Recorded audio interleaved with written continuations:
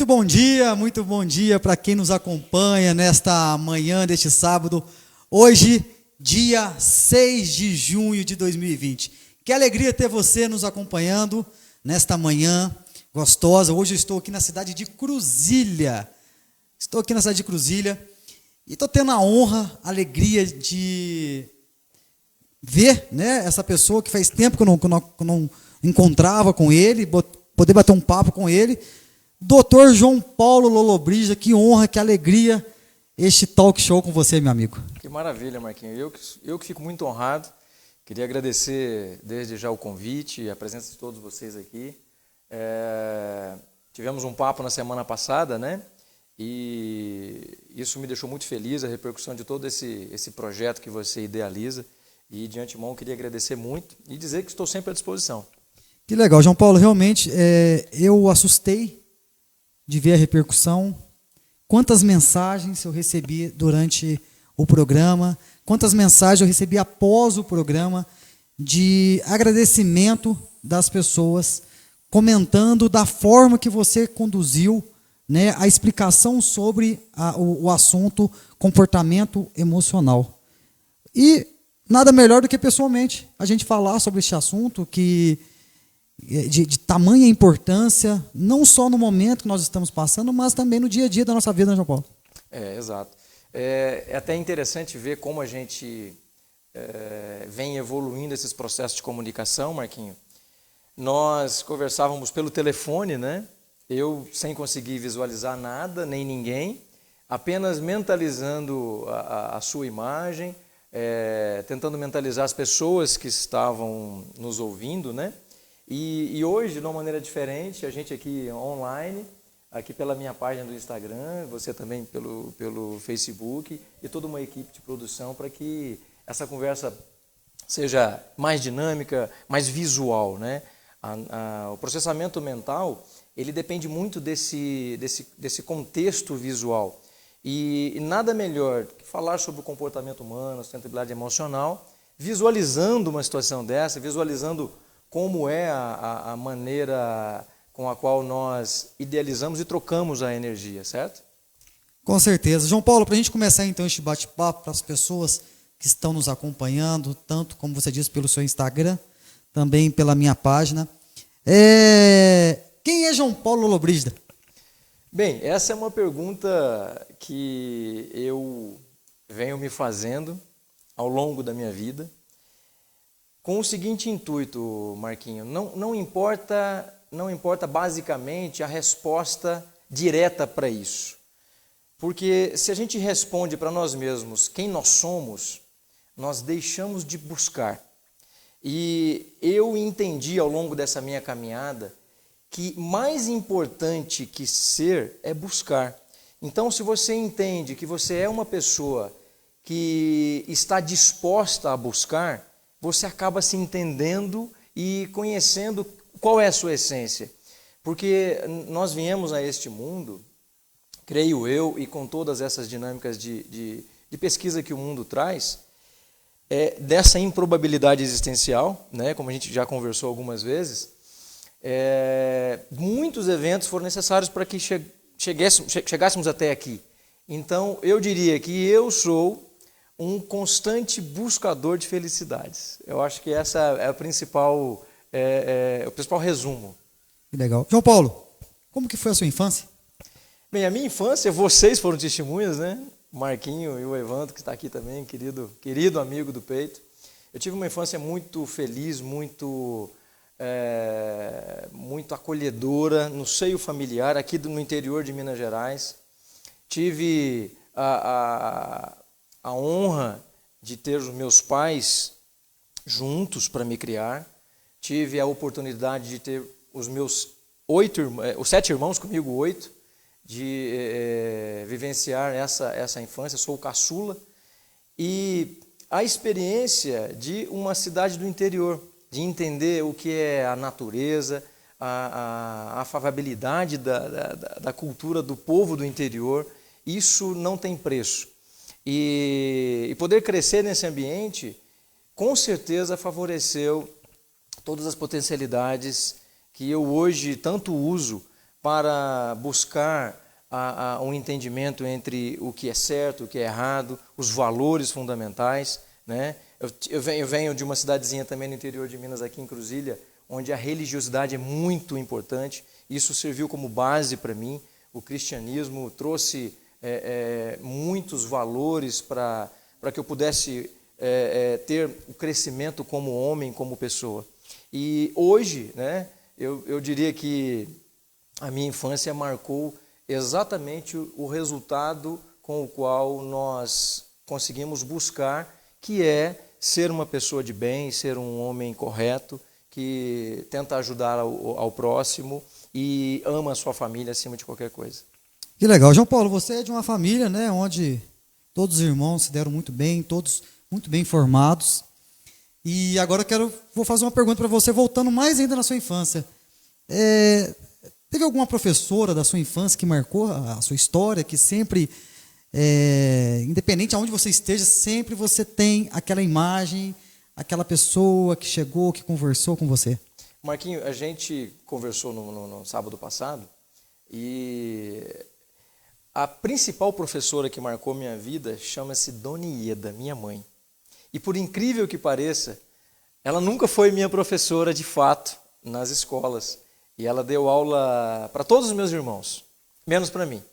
Quando eu estava chegando próximo à época de ter o ensino religioso, que ela era professora já no final da carreira de ensino religioso no colégio, ela se aposentou. Então, assim, se tem um nome de uma professora específica que eu carrego como exemplo, não só de docência, mas de vida e dedicação ao ensino, é a Dona Ieda. Dona Ieda, um beijo para a senhora. Estamos aqui. A Dona Ieda nos acompanhou juntamente com o Dr. Domingos, a nossa entrevista semana passada. Eles gostaram muito. Beijão para a senhora. João Paulo, o que fez você buscar odontologia? Ótimo, Marquinho. Assim, eu ao longo da minha vida, é até um exemplo para as pessoas que estão com dúvida no que fazer, né? Os jovens buscando seus caminhos, buscando conhecer o que quer, enfrentar no Enem, né? O antigo vestibular. Bem, eu desde muito jovem sempre gostei de estudar, sempre. Meus irmãos, na maioria deles, quando queriam estar brincando com algum tipo de brinquedo, eu sempre pedia para os meus tios, meus pais, livros, né? Isso era um pouco estranho na época, mas hoje eu entendo. Eu sempre gostei de ler, de estudar. Ao longo da minha infância e próxima à época do vestibular, eu tinha já 3 irmãos no caminho da medicina, um outro irmão já na odontologia, e eu pensei, poxa, eu também quero fazer alguma coisa da área da saúde. Mas eu te digo, e a todos que estão nos ouvindo, a vida busca os melhores caminhos para entendermos qual é o nosso verdadeiro equilíbrio. O que a gente tem que ter é foco, força e determinação. Entendendo que acreditar, fé em um futuro melhor, em um futuro que você possa contribuir com a humanidade, é que vai fazer a diferença. Então eu caí na odontologia, por exemplo, do meu irmão mais velho que eu, o Francisco, que já estava na faculdade de odontologia, e caí de peito aberto, amando aquilo que estava vendo a cada momento nas disciplinas. E eu diria que não era o meu sonho de infância ser dentista, mas eu te digo que é uma realização extrema ser um profissional da odontologia, ser um profissional da saúde. E ao longo da minha sequência de vida acadêmica, outros caminhos foram se tornando reais e outras profissões também abraçando essa minha jornada. Que legal. Inclusive, gente, para quem não sabe, o irmão dele, o Francisco, meu padrinho de Crisma. Beijo, meu padrinho, que realmente é um grande profissional, né, um grande dentista respeitado e renomado aqui na nossa região. Ô, João Paulo, aproveitando a questão aí da odontologia, como que os dentistas estão se protegendo neste momento, aqueles que precisam ter aí, né, realizar algum procedimento, como que está sendo essa questão hoje para os dentistas? Bem, Marquinho, eu já fui professor de biossegurança na primeira instituição que eu trabalhei lá no Amazonas, na Universidade Newton Lins, inclusive um grande beijo para todos da Newton Lins, guardo sempre no coração. Então, naquela época, cerca de 15, 16 anos atrás, falar sobre biossegurança era sempre um desafio, porque a gente enfrenta muita dificuldade em termos logísticos no nosso consultório. E o enfrentamento principal é do nosso conhecimento. Nós precisamos buscar conhecer as potencialidades de contaminação no ambiente de atendimento para aí sim proteger a nossa equipe de trabalho, inclusive nós mesmos, e também o nosso paciente. E o que eu sempre dizia naquela época? Você não escolhe paciente, independente da condição que ele venha a te procurar. E esse paciente pode estar contaminado com qualquer tipo de situação. Hoje não é diferente. Hoje a proteção, ela apenas aumentou um processo de preocupação. Mas todo profissional da saúde sempre deve se preocupar com a condição de biossegurança, independente da situação que se enfrenta. A epidemia trouxe para dentro do consultório uma preocupação que às vezes ficava um pouco afastada para alguns profissionais. Poxa, não, nunca tive problema de saúde nenhum, então agora eu vou tocar minha vida, protegendo aquilo que eu posso, da maneira que eu posso. E essa, infelizmente, era a realidade de muitos consultórios. Mas com a epidemia, não.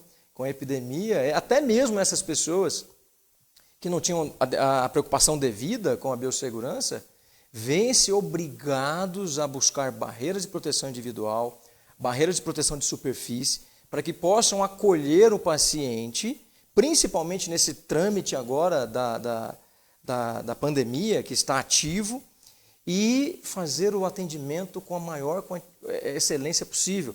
Porque a gente sabe que muitos profissionais da saúde estão se contaminando e são vítimas também da doença. Então, eu diria que a odontologia está enfrentando, assim como a medicina e as outras profissões, da melhor maneira possível, fazendo com que o resultado eficaz seja promoção de saúde.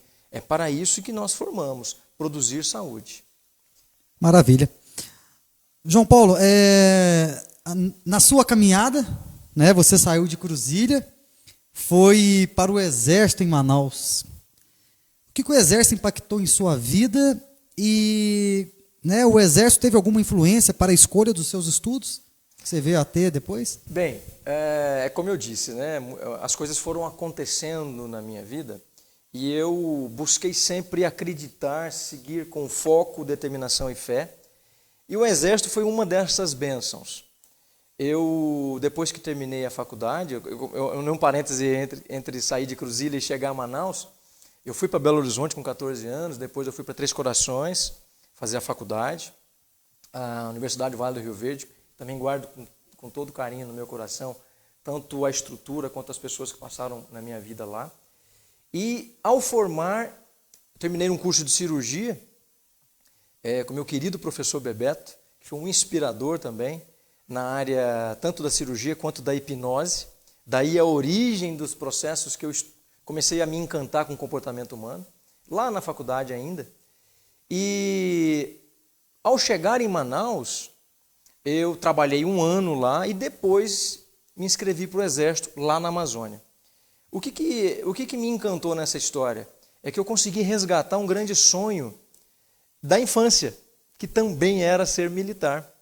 Os caminhos se trilharam diferentemente ao longo desse processo de escolha profissional, né? Mas lá na frente, depois de formado, eu encontrei a vida militar. A vida militar, para mim, Marquinho, ela representa um verdadeiro divisor de águas. Eu já tinha um valor familiar muito grande em termos de regras, em termos de entender a hierarquia e a disciplina, né? Sempre a nossa formação em casa, vocês acompanharam, sempre foi muito rígida dentro do que é correto. E o Exército simplesmente me mostrou como isso pode funcionar num processo social. A condição social do Exército, dentro das suas fileiras, é um exemplo alicerçado em hierarquia e disciplina, onde o que é correto precisa ser feito, sem escolha. Você não tem que escolher fazer o correto ele é obrigação. E isso alicerçou na minha mente muitas outras visões diante ao espírito de camaradagem, ao espírito de retidão, e as fileiras do Exército me proporcionaram isso. Tanto é que ao longo desses últimos anos, né, eu deixei a vida militar como temporário em 2010 e depois retornei em 2018, por convite do meu querido e amado General Vilas Boas. Espero poder estar ouvindo esse nosso bate-papo, né, com toda a sua família que tanto amo, para produzir um projeto relacionado à saúde mental e à saúde familiar de todo um contexto de estudo acadêmico, né? Então, o que o Exército representa para mim, Marquinhos? O Exército representa braço forte e mão amiga. Seria mais ou menos um resumo de tudo isso. A partir disso, eu segui com muitas outras linhas de formação alicerçadas nos ensinamentos militares. Ótimo. Foram quantos anos, então? Bem, foram 7 anos na Amazônia e 1 ano no ano passado. Você vai me perguntar assim, ué, mas como que pode isso? Eu fui convocado em caráter extraordinário para desenvolver esse projeto de pesquisa, né? E já dei baixa também dia 31 de janeiro desse ano. Que história, né? Que relato que você está podendo com muita honra, passar com muita honra para quem está nos acompanhando nesta manhã. Eu mesmo não sabia dessa sua trajetória. João Paulo, eu gostaria de saber por que você escolheu outros cursos, né, que você veio fazendo ao longo da vida, principalmente voltados ao comportamento emocional. Perfeito, Marquinhos. Como eu disse, eu tive um inspirador muito grande na faculdade, né, que foi o professor Bebeto, doutor Adalberto, mais conhecido como professor Bebeto. E ele é um cara extraordinário, também me deu como um exemplo como ser um professor carinhoso, afetuoso, para conquistar o coração dos alunos. Eu também me trilho muito nele, queria mandar um grande beijo para o senhor, professor. Saiba que muitos que passaram pelas suas mãos hoje carregam esse carinho dentro de um alicerce muito próprio, né? E vai fazer toda a diferença profissional e pessoal. Então, naquela época, na faculdade, onde ele apresentava o processo da hipnose, eu já tinha um interesse, desde a época do ensino médio, pelo comportamento humano, mas não tinha sido a escolha inicial para a formação, nem na área da psicologia, nem na área da psiquiatria.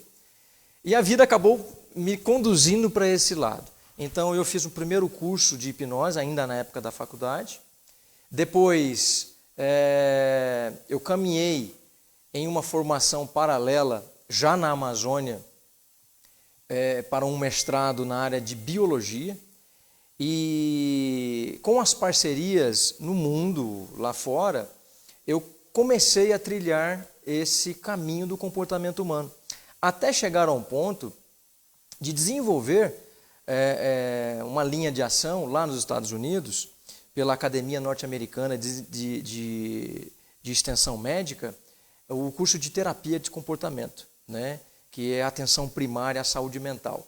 Nesse contexto, eu continuei alicerçando essa área de desenvolvimento, que é entender a sustentabilidade emocional, entender como o ser humano individualmente pode alicerçar-se num contexto social. A partir disso, eu uni-me à Academia Americana de Hipnose, à Associação Internacional de Hipnose, que me chancelou como doutor em hipnose. Depois, nós passamos a buscar parcerias na Universidade do Chile, na Universidade de Miami, na Bonfante Advanced Clinic, lá de Portugal, na Academia Italiana de Alicerçamento da Odontologia, que a minha querida amiga Regina conduz brilhantemente na Itália, né? Também parcerias com a Biotech, que tem desenvolvimento na parte de estruturação e biocomponentes. E a partir disso, Marquinho, eu vi a condição de transformar o instituto que eu havia criado há 16 anos atrás, que era um instituto focado na parte, principalmente na odontologia, amplificando a sua linha de ação. para o desenvolvimento na área da saúde e, fundamentalmente, o desenvolvimento científico. E, através disso, eu venho fazendo formações também nessa área que nós desenvolvemos de sustentabilidade emocional, indutiva. Ela utiliza a base da hipnose, mas com o condicionamento da neurociência e o estudo do comportamento. A partir disso, nós conseguimos alicerçar um grande volume de conhecimento que vai desenvolver toda a condição do ser humano quanto ser único, porém, essência social, e a sua vivência como ser pode ser mais compreendida através desses estudos. O que a hipnose mudou em sua vida? A hipnose mostrou, Marquinho, para mim, que todos nós temos um eu interior que pode ser atingido. Todos nós, todos nós. Os estudos filosóficos na área da hipnose, eles advêm de mais de 3.000 anos. Mas somente depois de Freud, que alavancou um pouco mais esses estudos, e Mesmer, né, um pouco antes dele, fizeram com que a hipnose fosse conhecida no mundo. E como que a gente entende a importância de algo que mostra o seu eu interior? Bem, a hipnose nada mais é do que um estado de hiperconcentração, certo? E o que eu trago de diferente nesse estudo para a hipnose, para somar a grande comunidade de hipnólogos no mundo? Eu tento buscar um conhecimento na área da física, da genética e acompanhada pelo comportamento humano e da neurociência, fazendo com que isso realmente seja atingido por todos. Muita gente me pergunta, João, será que a hipnose existe? Será que funciona? Mas não é uma questão de funcionar. Quando você olha no espelho e consegue se enxergar mais profundamente, você já está realizando um processo de hipnose, que é a autobusca. E essa autobusca necessita de concentração. No bate-papo que eu tive com o Max Bonari na última quarta-feira, uma ouvinte perguntou assim, como que eu consigo melhorar a minha insônia? Como que eu consigo melhorar a minha maneira de buscar o sono e o descanso? Eu disse, engane o seu cérebro de maneira que ele entenda que os reflexos que você está recebendo não gerem ansiedade. Como que a gente pode fazer isso? Pela respiração. Então, a respiração, ela é um processo também que ajuda no condicionamento da hipnose. O grande problema que eu vejo é que as pessoas criaram um rótulo hipnose e nesse rótulo muita mística. E a partir disso a gente consegue entender que a hipnose não é só isso. Então, resumindo o que você me perguntou, a hipnose para mim mostrou uma nova maneira de enxergar as coisas, uma nova maneira de enxergar o mundo. Ok? Desde criança, desde jovem, né? Você já desde jovem. João Paulo, tem diferença entre tipos de hipnose? Tem. Só para quem está nos acompanhando, você poderia já demonstrar algum tipo de exemplo para quem está nos acompanhando poder realizar no dia a dia? Olha só, como funciona? Nós temos basicamente a hipnose que vem ao longo da história, chamada hipnose clássica, tá? Essa hipnose clássica, ela faz com que o profissional que esteja conduzindo o processo seja um direcionador, certo? E ele faz com que a pessoa siga os caminhos, orientando uma condução na sua mente, ok? Mas aí qual é o grande problema disso? O grande problema disso é que nós temos pessoas reflexivas. São pessoas que não aceitam e não conseguem conduzir, juntamente com esse profissional, a nossa condição de condutibilidade, né? Então, ou seja, eu diria para você, Marquinho, se você fechar os olhos e eu pedir para você concentrar, você vai se abrir totalmente? Então, essa é uma pergunta que só você pode responder. A hipnose clássica funciona muito bem para aquela pessoa que vai direcionar esse processo de maneira plena, ok? Agora eu tenho um outro tipo de hipnose, que é uma hipnose condutiva, tá? Essa hipnose condutiva, eu simplesmente sou um guia, mas você é quem é a pessoa que irá determinar onde o limite que você quer chegar, certo? Essa hipnose condutiva, a gente entende que ela proporciona maior flexibilidade para aquele indivíduo que tem a sua reserva e o seu bloqueio, ok? Mas aí eu te pergunto, ambas funcionam? Ambas funcionam. Vai diferenciar apenas o processo com o qual você se entregará a esse tipo de envolvimento. E eu já trago uma outra ideia para as duas hipnoses. A sustentabilidade emocional indutiva. O que significa isso?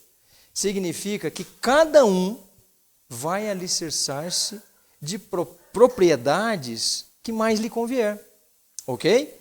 Então, ela permite que você possa interagir com o próximo utilizando propriedades da física, o entendimento pessoal sobre campo eletromagnético, o entendimento do que está acontecendo com a gente aqui agora. Eu posso estar desenvolvendo esse tipo de hipnose mesmo que você não tenha consciência, entende? E isso chama-se sustentabilidade emocional indutiva. Por que indutiva? Porque talvez eu, com as minhas palavras, possa te induzir a esse tipo de conhecimento ou emoção, certo? A partir de que idade as técnicas de hipnose podem ser aplicadas, João Paulo? Qualquer idade. Desde criança? Qualquer idade, desde bebê. Sério, João Paulo? Desde bebê. Nesse processo que a gente quer desenvolver, você pode fazer hipnose com qualquer ser vivo. Mas volto a repetir, se eu coloco a palavra hipnose, gera aquele rótulo, certo? Então eu prefiro utilizar a palavra sustentabilidade emocional indutiva. Você consegue fazer essa interação emocional com qualquer ser vivo que possua DNA. Esse é o tipo de processamento que nós estamos desenvolvendo através do Instituto Lollobrigida de Saúde e Desenvolvimento. Hoje, vamos abrir um parênteses aqui agora. O Instituto Lollobrigida, ele abrange quais tipos de trabalho, de pesquisa? Ok, nós temos duas linhas de ação. Uma linha de ação é direcionada à saúde, tá? Daí o Instituto Lollobrigida de Saúde e Desenvolvimento. E essa área da saúde, nós temos o núcleo saúde. E então, neste núcleo, a potencialidade de atendimento na área médica, na área da odontologia e assim por diante. Eu tenho 2 polos hoje em atividade, que é em São Paulo e em Manaus. Aproveito a oportunidade para dar um grande beijo para todos os meus queridos pacientes, né, e que estão envolvidos nessa condição de luta, que é a busca pela saúde. E a outra linha de ação é o núcleo educar na área do desenvolvimento.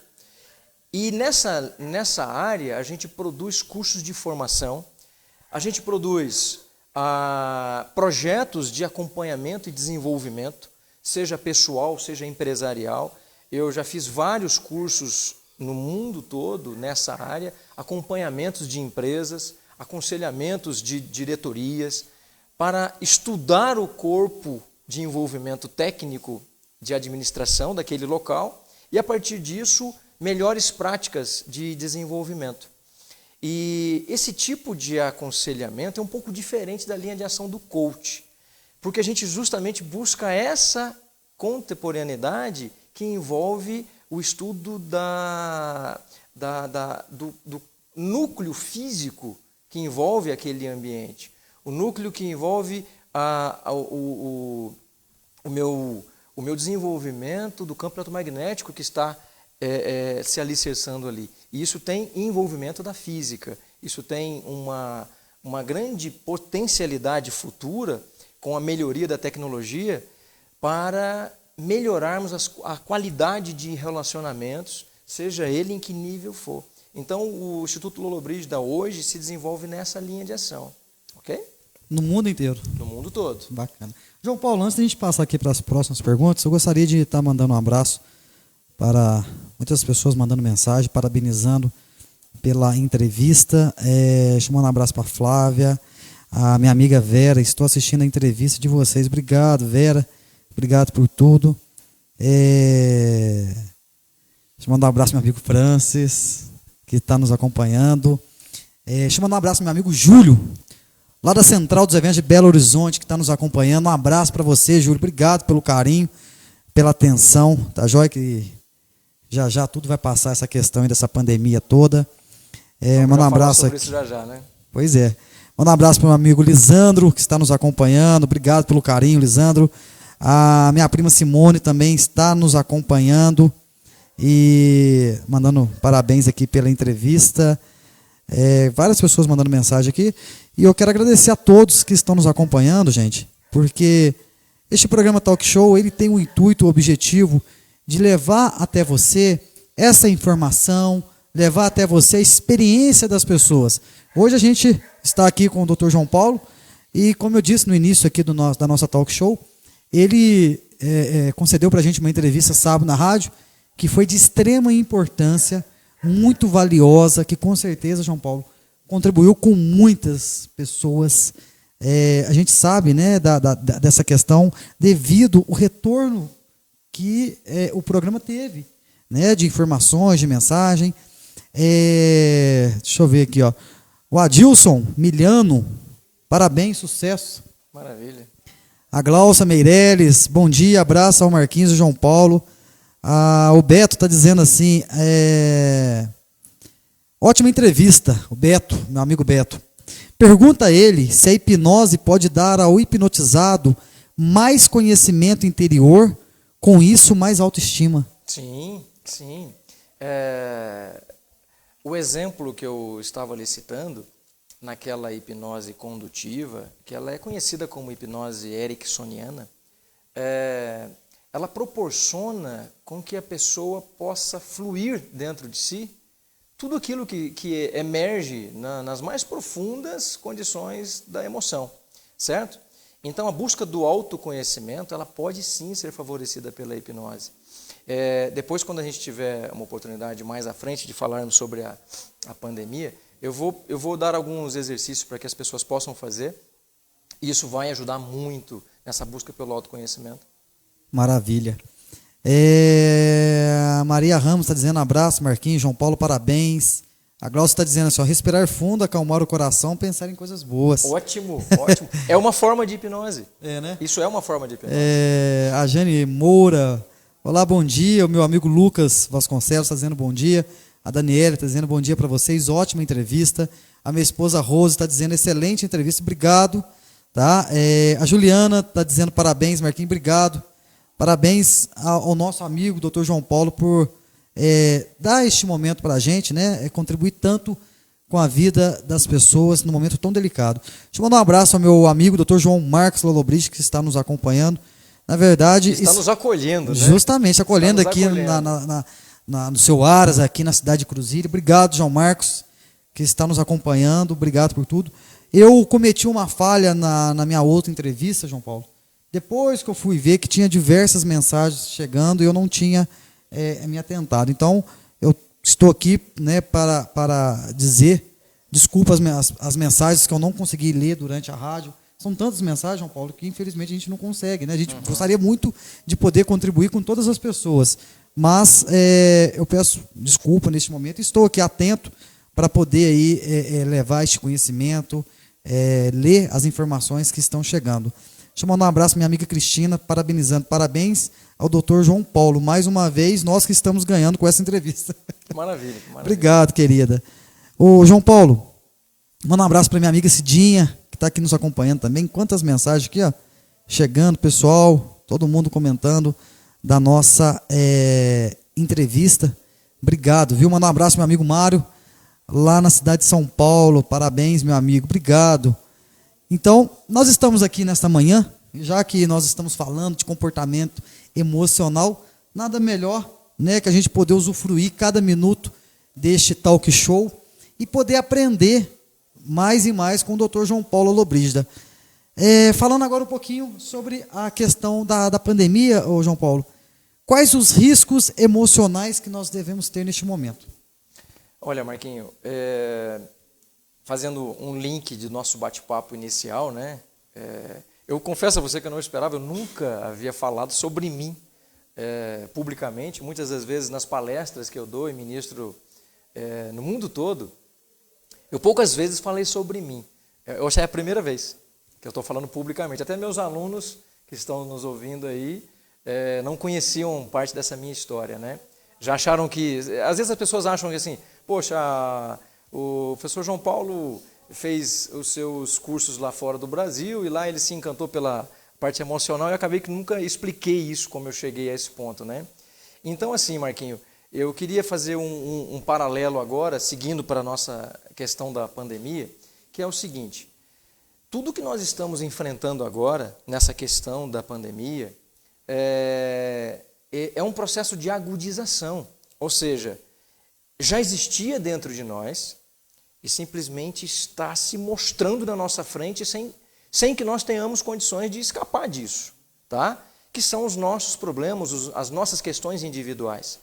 Eu tenho plena convicção que cada um de nós aqui da sua equipe, meu querido amigo Evandro, você, eu, minha família, nós já tínhamos os nossos problemas que nós sabíamos onde colocar no devido momento, certo?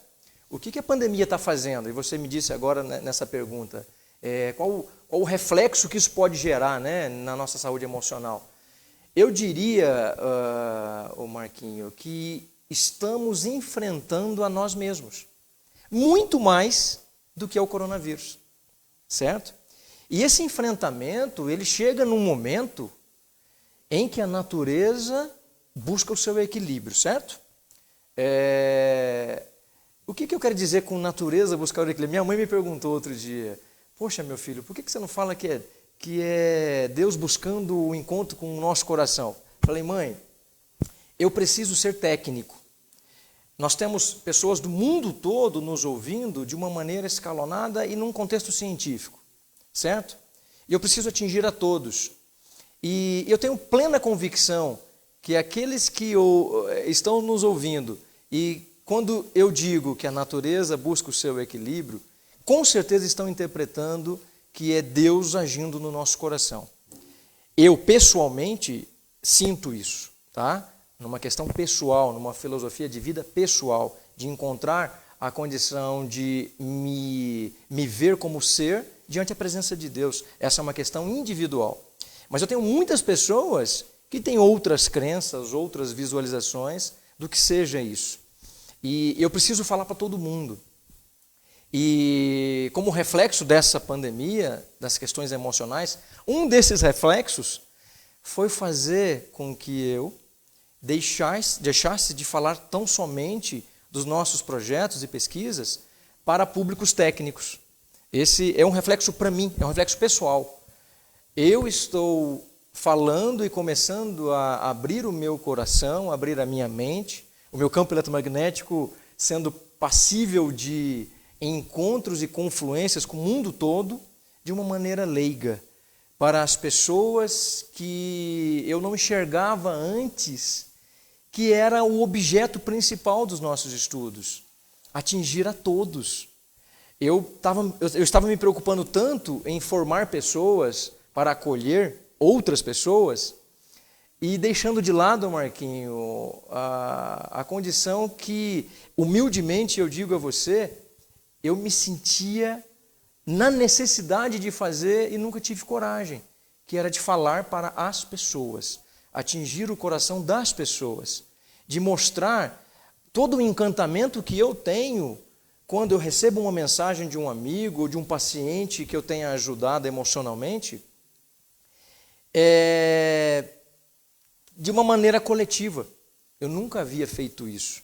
E eu acho que o principal reflexo emocional que cada um de nós aqui vai ter é um autoconhecimento das suas necessidades primordiais. É de se enfrentar, é de enfrentar as dificuldades que às vezes colocava para baixo do tapete.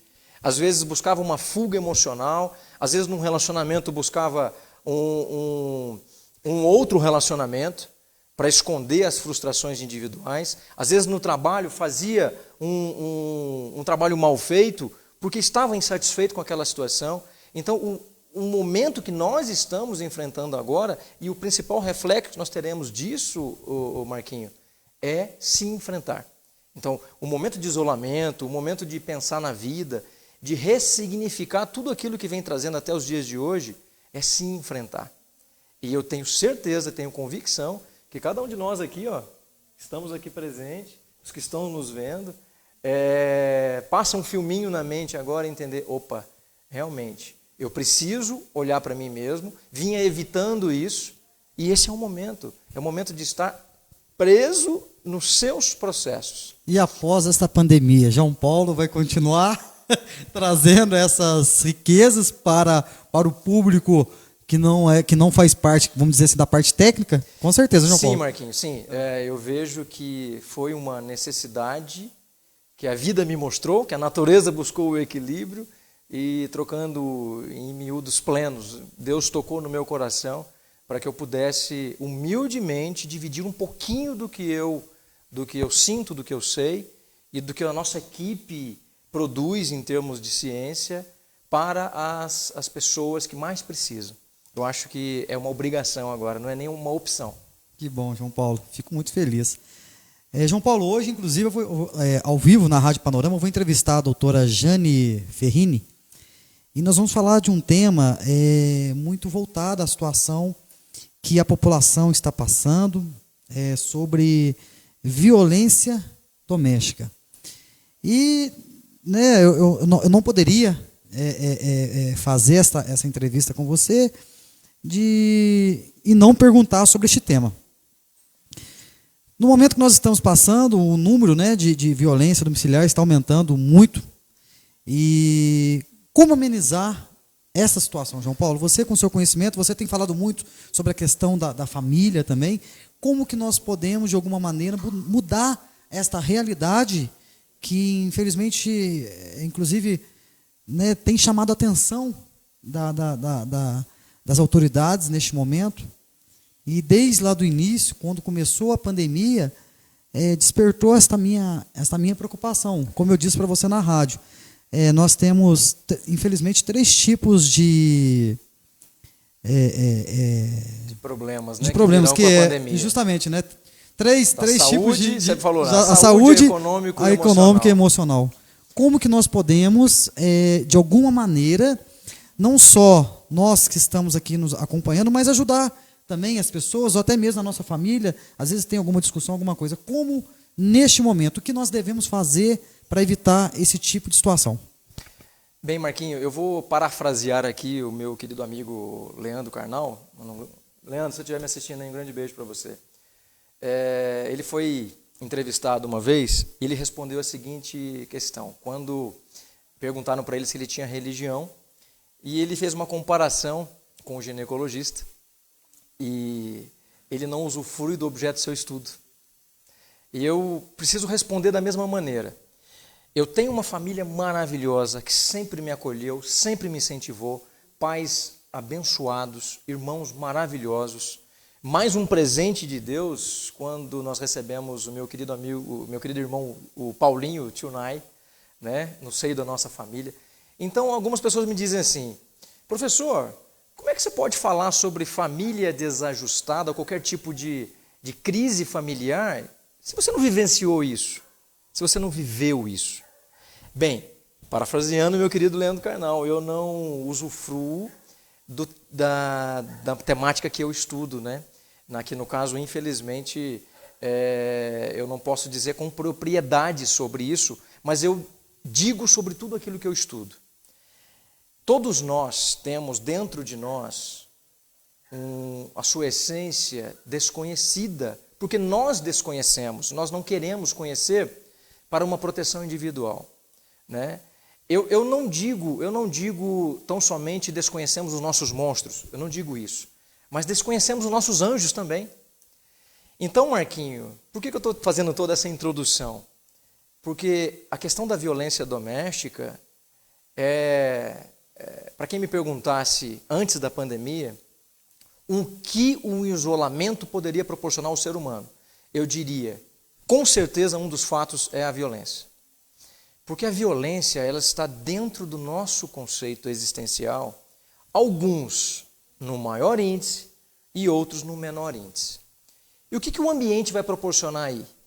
Aí vem a questão da epigenética, que eu citei, não sei se foi só no seu programa ou nas outras lives que eu venho falando. A epigenética é a maneira com a qual o ser humano é modificado pela apresentação do ambiente. Então, tudo aquilo que eu trago dentro de mim pode ser modificado ou condicionado diante de um ambiente que eu vivo. E se eu tenho uma entropia, né, lá na propriedade da física, extremamente isolada num sistema fechado, que é o quê? O isolamento de casa. É quando estamos dentro de casa, isolados, sem podermos aliviar qualquer tipo de tensão que normalmente faríamos, nós teremos violência. Porque a violência é uma manifestação e uma ferramenta do ser humano. Infelizmente, isso existe, isso é real. As autoridades do mundo todo deveriam prever isso, deveriam utilizar-se de metodologia comportamental para promover ações sociais que atinjam as famílias. A violência nunca deixará de estar presente na essência do ser humano, porque ela é uma maneira de reagirmos de uma forma ignorante, sim, mas dentro de uma condição existencial. Como eu posso controlar isso, então? De várias maneiras, Marquinho. A principal delas, e eu diria que é a ferramenta que é a chave para tudo no nosso relacionamento como ser humano, é amor. Então, eu combato a violência com amor. Eu combato os desnivelamentos sociais com amor. E o amor está alicerçado, como eu disse outro dia, na força, na fé e principalmente na esperança. O amor, ele dá a base para isso tudo. Então, aquela família que tem todos os seus desajustes, sejam eles financeiros, sejam eles de relacionamento, sejam eles patológicos, precisam alicerçar-se no amor. Sem ele, você vai ter cada vez mais agravando os casos de violência. E aí o que vai acontecer? Vai se entender que pura e simplesmente a punição resolve o problema. Não resolve. Tanto é que você vê várias e várias vezes situações de violência doméstica amparados pela Lei Maria da Penha. Eu tenho aqui um advogado para me ajudar a instruir nesse assunto, né, Evandro? Ela protege a mulher, certo? E o agressor, ele está ali à frente daquela família que está agora amparada pela Lei Maria da Penha, porém, em algum dado momento, a mulher vai lá e tira a queixa. E a punição para aquele indivíduo acaba não acontecendo. E ele vai e comete uma nova atrocidade com a violência. Muitas das vezes, essa pessoa que estava executando uma ferramenta do amor foi punida porque a sociedade não cumpriu o seu papel de também alicerçar aquele relacionamento com o amor. A punição, Marquinho, a punição do ser humano, seja ele em que nível for, ela só pode ser utilizada quando nada mais tiver solução. Quando nada mais funcionar, você tem a punição. Porque é nesse momento você condena o ser humano a definhar-se pela sua essência que está dominada por algo ruim, por algo desfavorável. Então eu estou favorecendo aquele comportamento, que muitas das vezes tem uma base genética, de modo que a natureza faça o papel dela sem que eu interaja, sem que eu proporcione melhores condições de vida, melhores condições para o relacionamento. Então nós temos obrigação, a sociedade tem obrigação de interagir de modo a produzir ferramentas para que esse amor possa frutificar. Aí algumas pessoas podem estar pensando assim, né? Já vem o meu campo magnético filtrando aquilo que eu estou recebendo agora. Mas, professor, como eu vou usar o amor contra a violência? O amor constrói. Cada caso vai se esmerar de uma maneira. Eu, antes de estudar genética, antes de estudar epigenética, antes de estudar a condição de melhoria e potencialidade para o ser humano, quando eu tive conhecimento que havia um componente genético para a violência, pensei assim comigo, na minha ignorância e na minha falta de humildade. Então, se eliminarmos esse componente genético, eu conserto esse ser humano. Não, infelizmente não, Marquinhos. Porque eu entendo que o ser humano, ele se adequa conforme as situações. Então, a base da essência genética pode até ser retirada, mas o ambiente vai construir novas maneiras dessa manifestação da violência acontecer. Então, eu vejo hoje que o amor é uma ferramenta de construção. Cada um de nós aqui pode proporcionar a sua maneira de ajudar, a sua maneira de construir. Você está dando um exemplo. A sua maneira de comunicar e levar informação às pessoas é uma ferramenta de amor. É uma demonstração de amor. Levar aquela pessoa que está nos ouvindo agora e nos vendo, que precisa de ajuda, precisa de apoio, porque a violência não é algo natural das pessoas de bem. Então a gente precisa combater isso. E a ferramenta vai ser o amor. Ô João Paulo, você está comentando isso aí e eu tenho mania de mandar mensagem para as pessoas. Tá, sabe? Pegar uma mensagem lá e distribuir por lista de transmissão, sabe? Sempre quando eu mando esse tipo de mensagem, João Paulo, eu recebo, Marquinho, eu precisava tanto ler essa mensagem hoje, Marquinho, isso para mim não tem preço. Mas o mais importante é levar a esperança. João Paulo, esses dias eu mandei uma mensagem para uma pessoa e ela falou para mim assim, Marquinho, você mudou a minha vida. Eu falei, mas por que eu mudei a sua vida? Ele falou assim, essas mensagens que você encaminha, você não tem noção do valor e o que transforma na vida das pessoas. Eu estou passando uma situação muito difícil, muito grave financeiramente, perdi meu emprego, estou desesperado, tenho 4 filhos e pensei em suicidar. E naquele momento que eu recebi a sua mensagem, Marquinho, foi um tapa na minha cara naquele momento. E hoje eu posso agradecer muito a Deus que procurei essa pessoa, consegui um emprego para ela, e a pessoa hoje está empregada, sabe, João Paulo? Então, que maravilha, que maravilha. Você falou uma palavra aí, esses dias até eu coloquei no meu Facebook, foi a primeira live que eu vi você fazendo com o Max, mandar um abraço, Max Bonari, Max né? Bonari, meu um abraço, amigo. Com certeza está nos acompanhando. Quarta-feira estaremos juntos falando sobre família. E quando você fala de esperança, é muito forte, João Paulo. Esperança de um dia melhor. Porque essa situação que nós estamos passando, está passando, quantos dias já ficou para trás? Né? Você está aqui há quanto tempo? Há quase 80 dias. Já foram 80 dias, João Paulo? Então, é muito importante, e eu como radialista, essa palavra esperança tem que ser injetada mais e mais na sociedade. Eu acredito que com a esperança nós teremos um mundo melhor. Acreditar em algo melhor. Este amigo, né, que eu tive a oportunidade de poder aí presenciar essa situação na vida dele e de transformar, foi através da esperança. Porque eu falei para ele, meu amigo, creia que vai dar certo.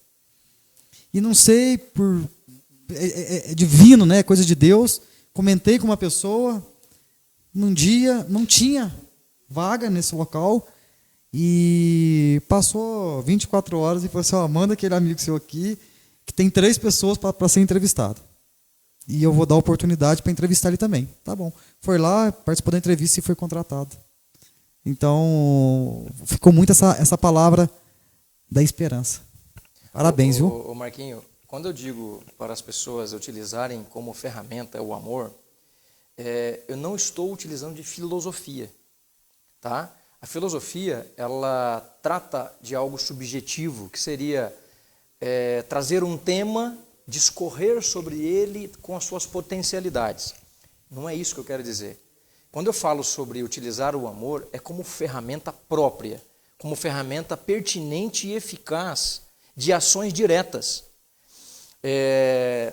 Buscando um parêntese aqui sobre como nós trazemos esse tipo de formação, que é técnica, eu falo para meus alunos aqui, alguns perguntam para mim, professor, mas por que 12 módulos, falando um sobre ética, o outro sobre psicopatologia, o outro falando sobre física, um professor de física, um querido amigo meu, Bruno, que também é professor convidado de Harvard, é porque a gente quer construir filosoficamente, academicamente, pensamentos que possam proporcionar condições efetivas de ação nas pessoas.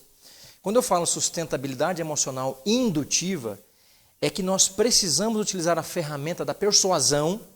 Agora eu estou falando da parte técnica. Persuasão quer dizer persuadir, quer dizer mostrar um caminho, que muitas das vezes as pessoas estão perdidas. O condicionamento emocional, quando ele está em desequilíbrio, a pessoa se perde. Quando eu digo se perde, não é num rumo externo, é no rumo interno. Ela gera uma implosão emocional completa e a palavra amiga, Marquinho, o gesto amigo é que vai dar rumo para essa pessoa. Então, quando um amigo dá um conselho, quando você fala na rádio, quando a equipe técnica faz uma produção eficaz diante de uma produção que vai acontecer com um projeto, quando um padre faz uma homilia, quando um pastor faz uma pregação, quando um orador fala para pessoas, estamos na potencialidade de executar esta ferramenta chamada persuasão. E a persuasão, quando você está imbuído de amor, de sentimentos puros, verdadeiros, você consegue ajudar o próximo, você consegue dar razão à existência daquela pessoa, que precisa entender que ser sustentável emocionalmente parte de si mesmo, mas você precisa ser uma ferramenta. E o principal, que eu digo para todo mundo que está ouvindo a gente aí, é que entendamos ser ferramenta. Essa é a principal condição. Maravilha. João Paulo, a gente comenta muito dessa questão da esperança e como que a gente pode, o que deve ser feito para que, vamos dizer, acordamos, vamos acreditar em um dia melhor, como preparar o nosso cérebro para este dia, mesmo diante da dificuldade. Eu vou acordar, eu vou acreditar que o dia vai ser melhor. E como preparar, como que funciona essa questão, João Paulo? Tá, olha só, você falou uma coisa interessante. Eu vou acordar e vou acreditar. Você já deu a resposta. Todos os dias, quando a gente acorda, a gente precisa abrir os olhos e agradecer a Deus, ou a natureza, ou a qual crença for, pela oportunidade daquele dia. Muitos de nós fazemos planos para o futuro e esquecemos de viver o presente. Esses 80 dias que eu vivi aqui no isolamento, com todo o carinho e amor e acolhida dos meus irmãos, o João Marcos, que me recebe aqui na casa dele, junto à sua esposa Lise, e a sua filha Isadora, o meu irmão Júnior, que está ali, eu estou todos os dias lá, junto com seus filhos, meus sobrinhos e a esposa dele, a Juliana. Isso fez com que eu criasse dentro de mim, Marquinho, um fluxo de pensamento de viver cada dia, agradecer cada dia, criar esperança a cada dia. Porque se esse dia de amanhã não chegar, independente da circunstância, aquele dia foi intenso, aquele dia foi verdadeiro, aquele dia serviu para que eu pudesse construir alguma coisa, aquele dia serviu para eu enfrentar os meus problemas. Eu não tenho dinheiro hoje para pagar alguma conta. Opa, Então vai ser hoje que pensarei em que maneira poderei enfrentar este problema. Eu estou brigado com a minha esposa e eu não consigo ter nenhum tipo de atividade em cima disso. É esse dia que vai conquistar novas pessoas. E assim por diante. Bacana. João Paulo, eu gostaria de saber uma questão. Hoje a gente escuta falar muito ansiedade, depressão, estresse, síndrome do pânico. Basicamente, qual que é a diferença dessas... Entre todas as patologias. Sim. Tá, eu só vou pedir uma licença que eu vou ligar aqui a câmera do Instagram. A minha live... Nós estamos ao vivo aqui com Só um instantinho, gente. Com o doutor João Paulo Lollobrigida, e ele está também aqui pelo Instagram, né? As pessoas estão acompanhando também pelo Instagram dele. E está sendo uma experiência muito bacana. Eu vou aproveitar aqui, João Paulo, já que você está aí, mandar um abraço para o pessoal que está mandando mensagem. Deixa eu mandar um abraço aqui para o Lucas. Um beijão no seu coração. Obrigado pelo carinho, pela atenção. Mandar um abraço também aqui para o doutor Luciano, lá da cidade de Itajubá, que está nos acompanhando. Obrigado pelo carinho, pela atenção. Deixa eu mandar um abraço para o meu amigo doutor Elio Brusadelli, né, que está na cidade de Brumadinho. Um abraço para você. Deixa eu mandar um abraço para a Daniele também, Macedo. Quantas pessoas mandando mensagem, parabenizando aqui por esta oportunidade, João Paulo, de levar até as famílias essas informações tão importantes, né, que estão sendo aplicadas no nosso dia a dia, principalmente neste momento de pandemia. Perfeito, Marquinhos. Gente, desculpa, mas às vezes eu tive que reiniciar a live ali, o perfil do meu Instagram tinha acabado a live, acho que deu 1 hora exata agora, né? Então, sejam bem-vindos novamente, todo mundo que estava assistindo. Marquinho, a diferença entre as demais patologias vai variar do grau de acometimento que elas têm no indivíduo, certo? Então, a propriedade neurológica, a propriedade psicopatológica, cada uma delas vai diferenciar-se conforme a apresentação para aquele indivíduo. Não quer dizer que uma situação vai gerar um problema de saúde igual no outro, tá certo? Porque a susceptibilidade de cada um vai fazer essa diferença. Então, tentando explicar de uma maneira generalizada, as psicopatologias, elas acometerão cada indivíduo de maneira diferente, num propósito diferente devido à sua condição genética e da sua condição de comportamento naquele ambiente que está presente, ok? Então, um resumo é basicamente esse. Aí os professores de psicologia me perdoem, mas eu não vou entrar em detalhes aqui especificamente, mas o que eu quero dizer com isso? Que todas elas,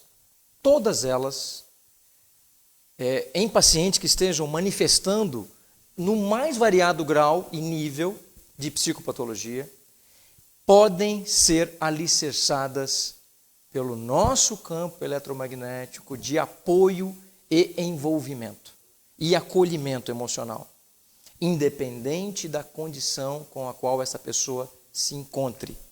O que eu gostaria que vocês, todos que estão nos ouvindo, pudessem guardar de mensagem hoje seria isso. Em todas as situações de fragilidade individual do ser humano, nós podemos intervir, independente da condição profissional que cada um tenha. Nós podemos intervir com uma palavra, com um gesto, com um acolhimento, mas fundamentalmente com o meu desejo interior.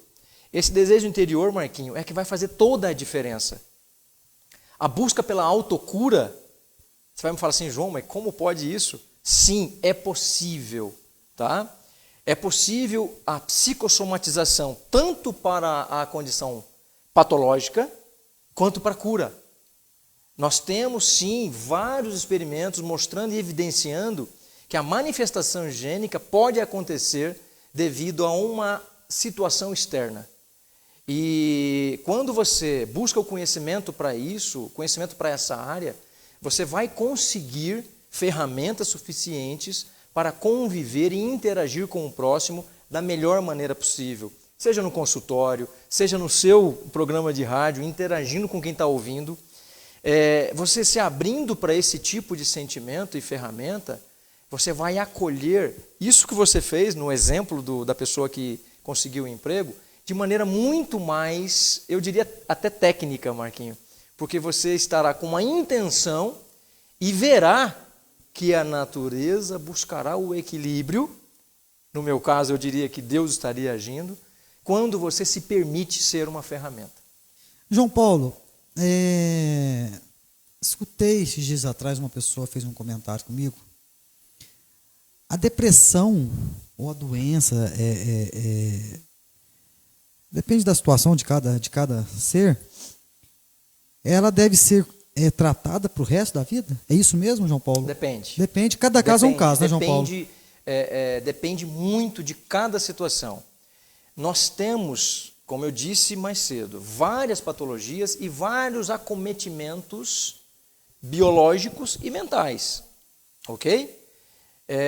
Eu diria e espero ao longo da minha vida acadêmica, eu tenho a condição de me dedicar a isso frente às minhas pesquisas e projetos, o quanto a questão emocional, o quanto a questão do campo eletromagnético pode interferir no campo físico ou no campo biológico.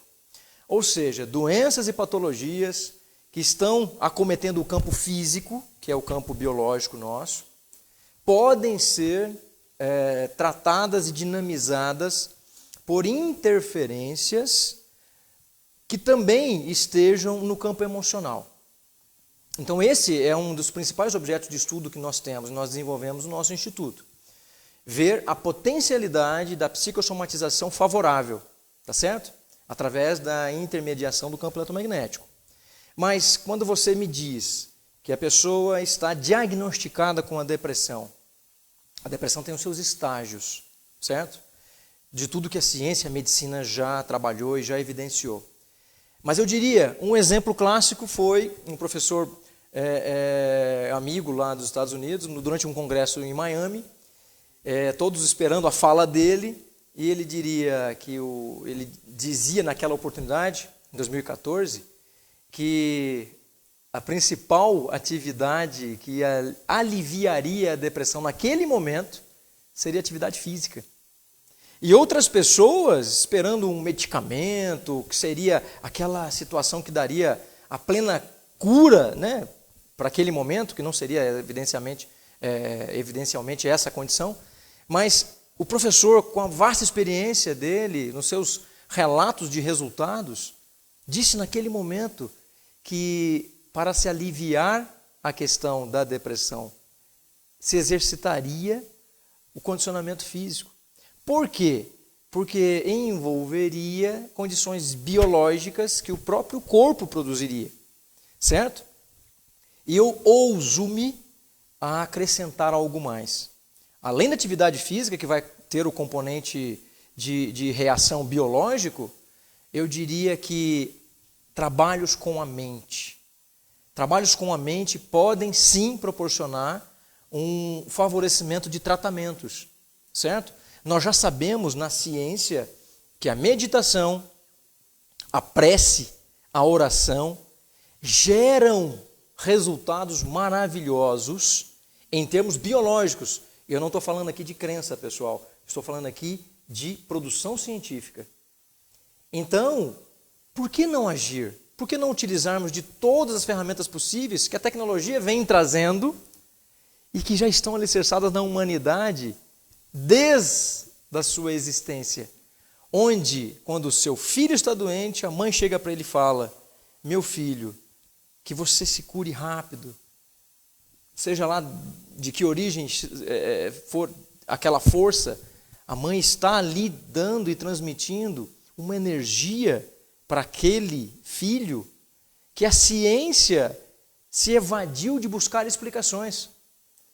Mas hoje nós temos que buscar, nós temos que dar respostas e ajudar a todo o condicionamento científico da medicina, da psicologia, a ter respostas para muitas das vezes aquilo que nós não encaramos, certo?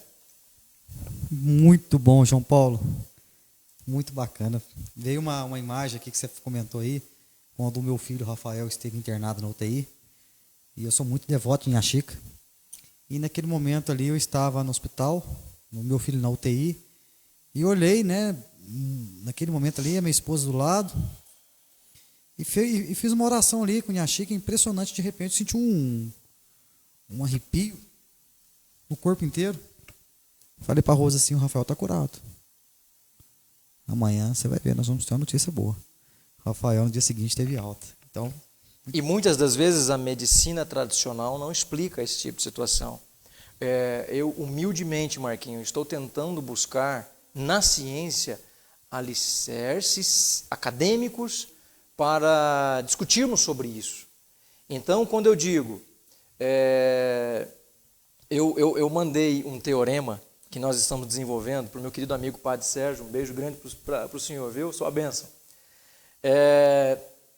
E ele me disse assim: João, mas precisa um pouco de estudo para poder entender isso aqui. É bem básico. E eu posso aproveitar esse momento do que aconteceu com você, Marquinhos, para dar um exemplo. Na nossa teoria, nós temos 3 campos básicos.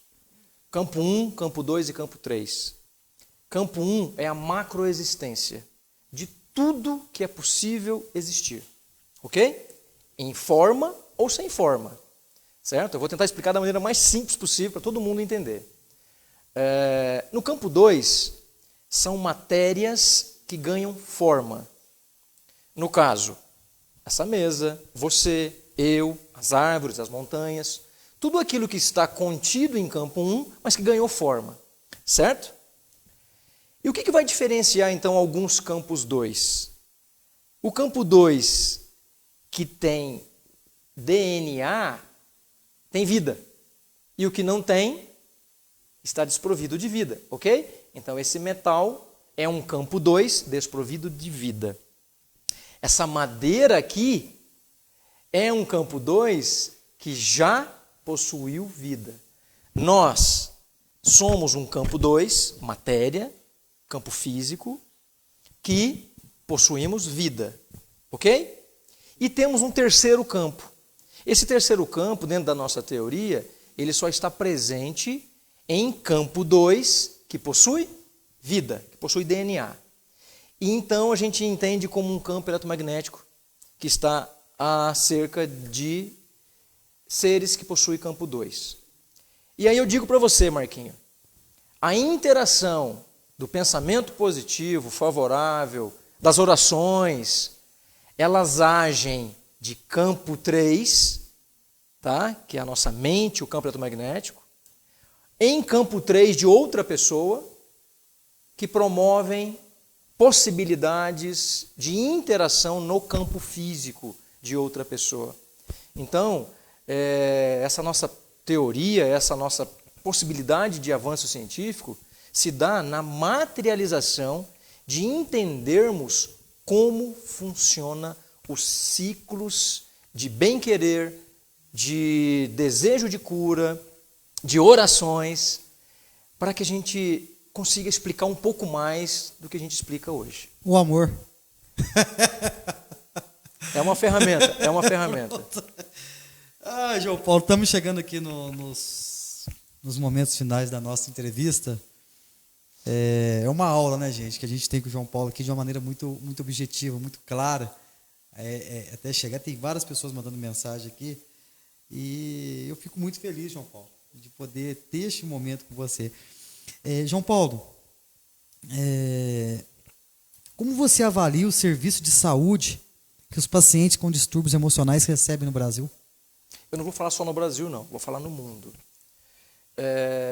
Todos os pacientes que são acolhidos no serviço de saúde, e especificamente no de saúde mental, serão acolhidos com profissionais espetaculares e maravilhosos, tanto da área da psicologia quanto da psiquiatria. Isso em todos os níveis, em todos os lugares onde eu já estive. Porque esse profissional, ele, além da sua volúpia técnica, possui um querer bem, e um querer bem que está além de desejar pura e simplesmente a cura física dessa pessoa. Então, já de antemão, eu deixo aqui o meu abraço, o meu acolhimento a todos os profissionais da área da saúde mental que tão bem fazem para acolher essas pessoas com todas as ferramentas possíveis hoje. E aí você vai me perguntar o que falta. O que falta, Marquinho, é ferramentas para eles. Mais ferramentas. E proliferando esse processo de acolhimento, não só nas mãos dos profissionais da saúde mental, nós poderíamos favorecer ferramentas de acolhimento que ajudariam a esses profissionais ao seu combate, à sua luta diária, que é trazer a paz e a sanidade para todas as pessoas. Eu diria que cada um de nós aqui presente já se viu enfrentando um problema que talvez não saberia resolver sem a ajuda de alguém? Já saberia enfrentar sem que houvesse um questionamento interior? Falei, poxa vida, e agora? O que eu faço nessa situação? Cada um de nós aqui já passou por isso, já passa por isso. E eu poderia encarar isso como um caminho a um desenvolvimento de um problema emocional, quiçá numa deficiência de saúde mental, porque isso pode evoluir. Então eu diria que se você recebe um acolhimento antes que esse problema se instale, você evitaria uma necessidade de um tratamento mental, certo? Então, se todos os governos do mundo pudessem investir em acolhimentos sociais, proporcionar bem-estar familiar, proporcionar bem-estar laboral, proporcionar recursos para que o desenvolvimento humano pudesse florescer, teríamos muito menos trabalho para os profissionais da saúde mental, que estão lá todos dedicados a acolherem o paciente com a maior dificuldade possível, mas com todas as ferramentas que estiverem ao seu alcance. Esta semana eu recebi uma mensagem de uma professora elogiando a entrevista que eu fiz com você, uma professora da PAI, lá da cidade de Itajubá, esqueci o nome dela agora. Aí ela falou assim, nossa, Marquinho, que entrevista maravilhosa, você conseguiu despertar atenção nas pessoas, nas famílias, né?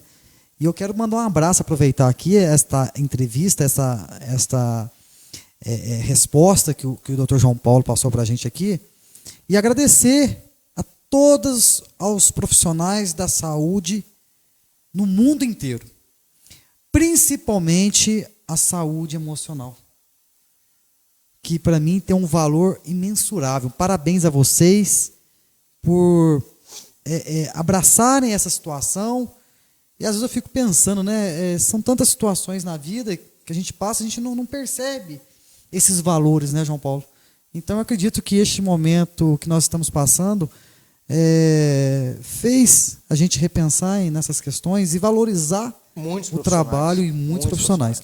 João Paulo, qual o ponto positivo nós podemos tirar dessa pandemia? Olha, é até interessante, né? A gente falar que de algo ruim tira-se algo bom. Do limão faz uma limonada. Pois é. Mas eu digo isso para todas as pessoas. Sempre devemos buscar um ensinamento de qualquer situação na nossa vida. Seja a mais dolorosa, seja a mais feliz.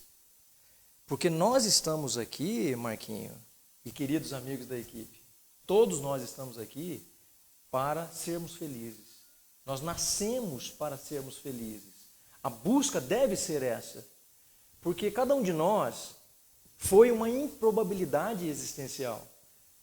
Tiveram que acontecer vários e vários eventos para que os nossos ancestrais conseguissem chegar até nós. Então, com todas essas situações, buscar a felicidade, buscar o acolhimento ao próximo, buscar entender a sua questão individual como ser, é uma obrigação. Então, quando eu estou triste, chateado com algum problema, eu perdi o meu emprego agora nessa pandemia, eu perdi um ente querido, eu perdi dinheiro, eu perdi quase tudo que eu achava que era o alicerce para mim, eu tenho que aprender que isso foi uma ferramenta da natureza para me tornar mais forte na busca pela felicidade. na busca pela felicidade que está dentro de cada um de nós. E essa felicidade, ela precisa ser caminho. Ela precisa ser o nosso caminho e não o fim. Porque senão você vai fazer qualquer coisa, como Maquiavel diria, para justificar os meios e atingir o seu objetivo, achando que a felicidade está lá na frente. E ela não está. A felicidade está no meio de se transformar as coisas que está diante ao seu momento, que estão à nossa volta e que estão buscando coexistir com a nossa maneira de enxergar o mundo.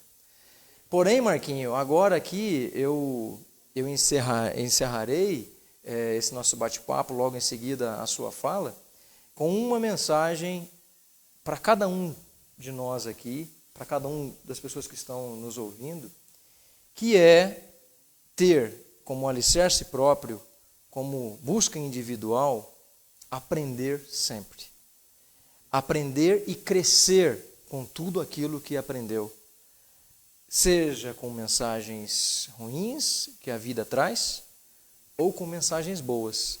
Mas fato é que, se nós conseguirmos buscar força, buscar esperança e buscar fé a cada instante da nossa vida, vivendo cada dia um após o outro, fazendo valer aquele presente que hoje você tem, daí o nome da palavra presente, é dar a si mesmo a chance de ser sustentável, a chance de ser emocionalmente favorável à sua existência. Coisa boa, nós temos que preparar dia a dia. No dia a dia. O enfrentamento é diário. Que legal, viu, gente? João Paulo, eu quero agradecer imensamente a tua disponibilidade em nos receber aqui na cidade de Cruzília. Quero agradecer meu amigo João Marcos Lollobrigida, seu irmão, pessoa que eu tenho um grande carinho. Eu lembro como se fosse hoje, o dia que o João Marcos passou no vestibular. Você chegou a ganhar um uísque do meu pai também? Ganhei. Meu pai dá para todos os irmãos. Sim, ganhei. E eu quero agradecer muito você. E com muita honra tomamos juntos naquele dia do vestibular. Tem fotos de você criança, a gente fazendo a comemoração. Olha que maravilha. Bacana, viu?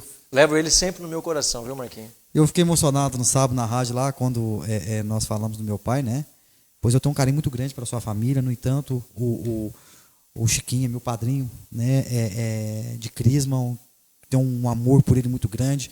Quando eu venho aqui no sítio de vocês, eu lembro muito das cavalgadas, eu lembro muito do diamante.